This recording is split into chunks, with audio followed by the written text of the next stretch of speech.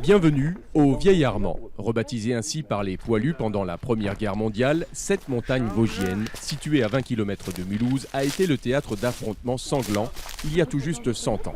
Près de 30 000 soldats français et allemands s'y sont entretués par tranchées interposées. Aujourd'hui, la zone est encore truffée de bombes qu'il faut soigneusement déminer.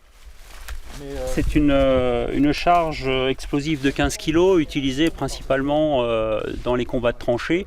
Cette charge sert à la destruction des fils barbelés, donc pour permettre ensuite aux assaillants de passer et d'attaquer la tranchée de l'adversaire. Au sortir de l'hiver, les démineurs de Colmar reçoivent pas moins d'une dizaine de demandes d'intervention par jour.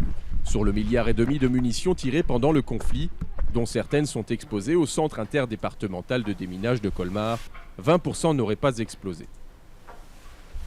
Je vais vous montrer ça.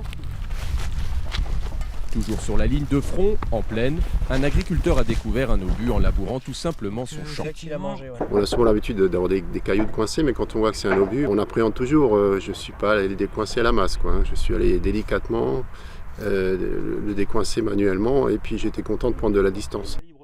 Cet obus français de type 155 datant de 1915 ne fera pas de victimes, mais le danger est réel.